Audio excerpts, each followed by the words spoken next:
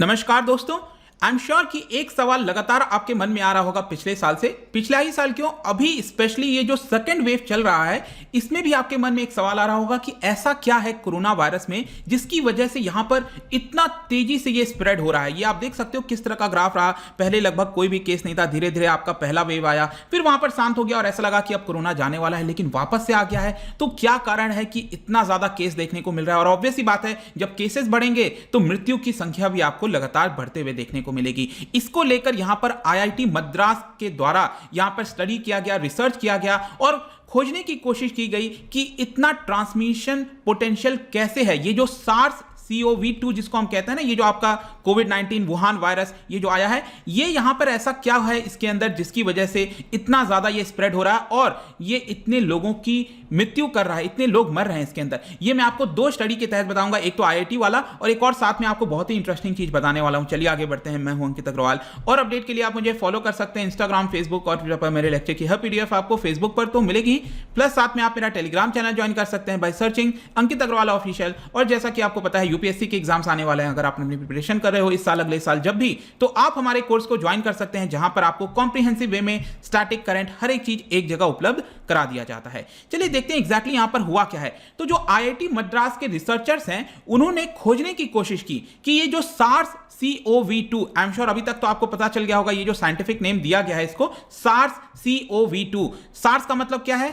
Severe acute respiratory syndrome, और CoV corona virus 2 ये आपका साइंटिफिक नेम है। तो ये इतना ज्यादा ट्रांसमिट कैसे हो रहा है, मतलब इतना स्प्रेड क्यों हो रहा है और इसमें मृत्यु क्यों इतनी देखने को मिल रही है, इसके बारे में पता करने की कोशिश की गई। अब इसको पता करने के लिए अब आपको समझना है कि ये जो वायरस है जब तक हम इसको दूसरे के साथ कंपेयर नहीं करेंगे तो हमें कैसे पता चलेगा कि ये इतना तेज क्यों स्प्रेड हो रहा है। जब भी हम किसी के साथ कंपेयर करते हैं तभी पता चलता है। तो यहां पर क्या हुआ कि आईआईटी मद्रास ने दो इसके जो सबसे क्लोजेस्ट वायरस हैं उसको कंपेरिजन में लिया। कौन से दो हैं? 2003 में आपको याद होगा सार्स CoV, ये पहला वाला था। 2003 में जो आया था ये भी कोरोना वायरस था, सार्स CoV, ये भी आपका जो चाइना है वहीं से निकला था। और NL63 इसको भी कोरोना वायरस कहते हैं, ये 2004 में आया था। ठीक है, तो जो सबसे क्लोजेस्ट है सार्स CoV-2 जो अभी चल रहा है वो है आपका, इसके क्लोजेस्ट है सार्स CoV और NL63। तो इसको लेकर कंपैरिजन किया गया है तीनों में।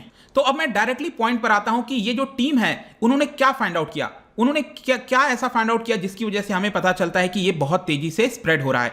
तो यहां पर बोला जा रहा है कि ये जो सार्स CoV-2 है और जो 2003 वाला है सार्स CoV, दोनों ये हमारे ह्यूमन सेल्स के अंदर ज्यादा तेजी से अटैच होते हैं, मतलब कि हमारे ह्यूमन सेल्स में ज्यादा तेजी से ये जुड़ जाते हैं। किसके मुकाबले?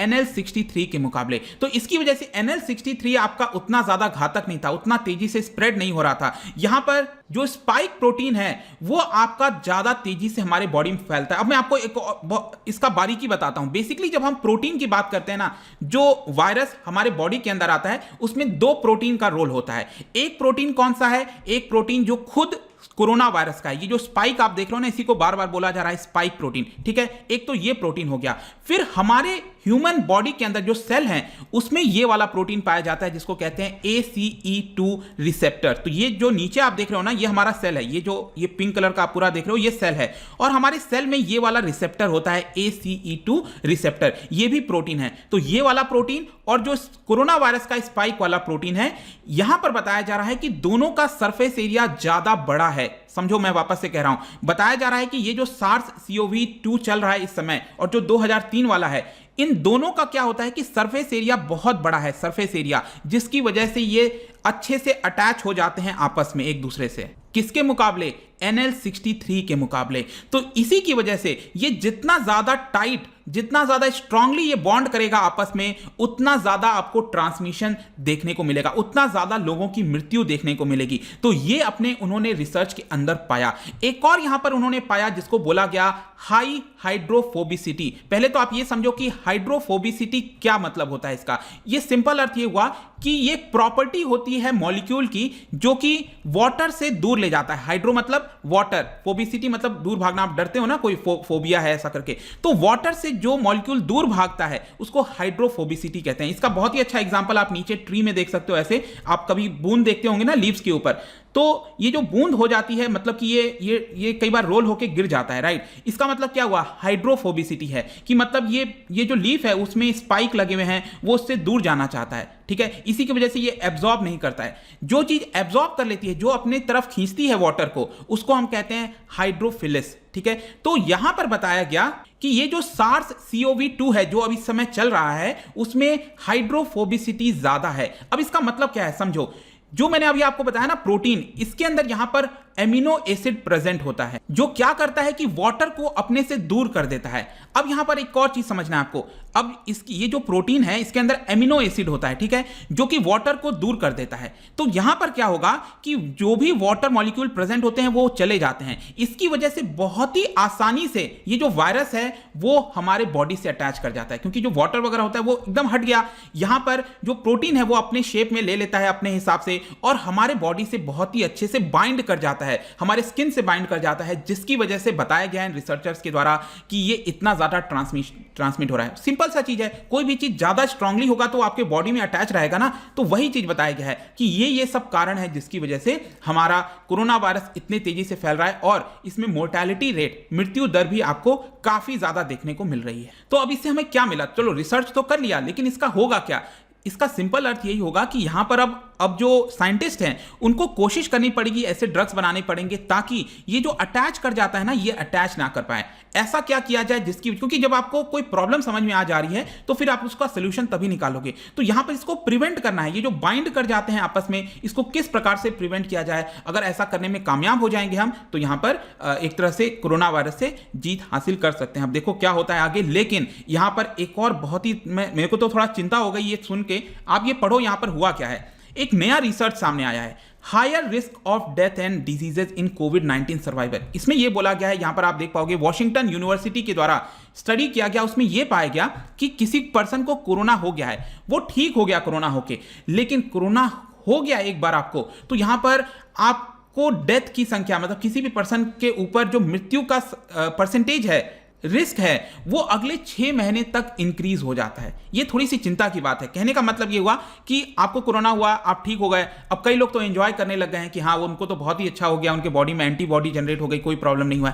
लेकिन इस रिसर्च में अब ये पाया गया है कि 30 दिन के बाद से अगले 6 महीने के अंदर यहां पर मृत्यु के चांसेस 60% बढ़ जाते हैं। किसके मुकाबले, जनरल पॉपुलेशन, मतलब जिसको कोरोना नहीं हुआ है और जिसको कोरोना हुआ है, ठीक है, और वो ठीक हो गया, भले ही वो ठीक, मतलब उसको कोरोना माइल्ड ही क्यों ना हुआ हो। कई लोग सोच रहे होंगे मुझे तो बहुत ही हल्का हुआ था, डजंट मैटर। यहां पर वॉशिंगटन यूनिवर्सिटी के द्वारा जो रिसर्च किया गया उसमें पाया गया है कि एक बार आप ठीक हो गए, उसके बावजूद भी यहां पर 60% ज्यादा इंक्रीज होता है, रिस्क ज्यादा हो जाता है नॉर्मल पॉपुलेशन के मुकाबले, की मृत्यु हो सकती है उस पर्सन की। और इसीलिए कई बार आपने देखा होगा कई लोग ठीक भी हो गए, उसके बाद भी मृत्यु की संख्या बढ़ रही है, देखने को मिल रहा है। और यह थोड़ा सा चिंताजनक स्थिति है, क्योंकि यहां पर अब आप आगे सोचो क्या होगा, इसमें डिजीजेस भी बढ़ जाएंगे। सिर्फ मृत्यु ही नहीं, यहां पर किसी को कोरोना हो गया, वो ठीक हो गया, 30 दिन के बाद क्या है, कुछ ना कुछ डिजीजेस भी सामने निकल कर आ सकते हैं, कोई प्रॉब्लम हो जाएगी आगे चलकर।